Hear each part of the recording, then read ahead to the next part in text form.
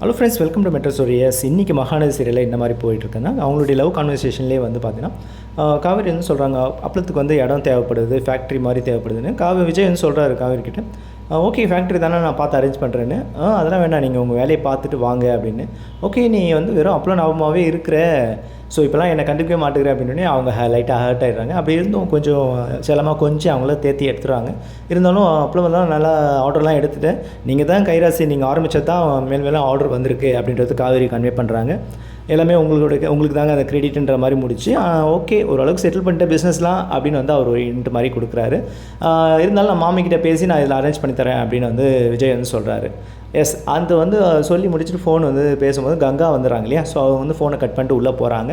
So வந்து பார்த்திங்கன்னா மறுநாள் காலையில் ஏஞ்சி வந்து நம்ம ஹவுஸ் ஓனர் வந்து கங்கா கிட்ட வந்து பார்க்குறாங்க. கங்கா ஷாக்காக என்ன காலி பண்ண சொல்கிறாங்களா அப்படின்னு உள்ளே கூப்பிட்றாங்க தயக்கத்தோட. எங்கடி அம்மா அப்படின்னு சொல்லி பேசிட்டு, நீங்கள் அப்பளம் பார்க்க இடம் வேணும்னு சொல்லியிருந்தீங்களோ, காவேரி சொல்லியிருந்தாளா அப்படின்னு சொல்லும்போது காவேரி முழிக்கிறாங்க. எல்லோரும் காவேரி பார்க்கும்போது, இல்லை நான் மாமா கிட்ட சொல்லியிருந்தேன் அப்படின்னு. மாமியும் அதுக்கேற்ற மாதிரி கோ வித் ஃப்ளோன்ற மாதிரி அவங்கக்கிட்டேயே வந்து கன்வே பண்ணிக்கிறாங்க. எஸ், மாமா கிட்ட சொல்லியிருந்தா அப்படின்னு சொல்லிட்டு இடம்லாம் எடுத்துங்க, விஜய் வந்து வரமாட்டார், இனிமேல் நீங்கள் அந்த ரூமையும் யூஸ் பண்ணிக்க, வேலைக்கு ஆள் வேணாலும் சொல்லுங்கள், நானும் பண்ணிக்கிறேன்னு சொல்லிட்டு. ஸோ விஜய் பண்ண மேஜிக் வந்து இருக்குது இல்லைங்களா. ஸோ அது வந்து மாமியும் மாற்றிருச்சு. இந்த பக்கம் விஜயோட மாமியார் சாரதம்மா அவங்களே வந்து சைலண்ட் மோடுக்கு கொண்டு போயிடுச்சு.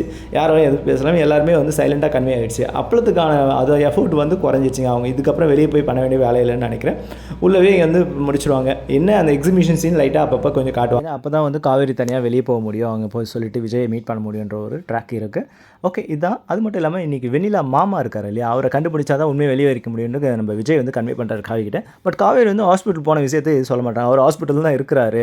போலீஸ் என்கொயரி பண்ணும்போது இவங்க வெண்ணிலாவை பார்க்க போனன்ற விஷயத்தை விஜய்க்கு தெரியப்படுத்தவே இல்லை. அதை அப்படியே டீலில் விட்டுட்டாங்க. இதாங்க இன்றைக்கான எபிசோடில் நடந்தது. ஓகே, அடுத்த வீடியோவில் வந்து பார்த்தீங்கன்னா நம்மளுடைய பசுபதி வில்லன் கேங்ஸ் இருக்காரு, அவரை பற்றி ஒரு ஹிண்ட்டை வந்து கொடுக்குறேன். சரிங்களா? ஓகே ஃப்ரெண்ட்ஸ், நம்ம மெட்ரோ ஸ்டோரி சப்ஸ்கிரைப் பண்ணி, ஷேர் பண்ணி, லைக் பண்ணி, கமெண்ட் பண்ணுங்கள். தேங்க்யூ.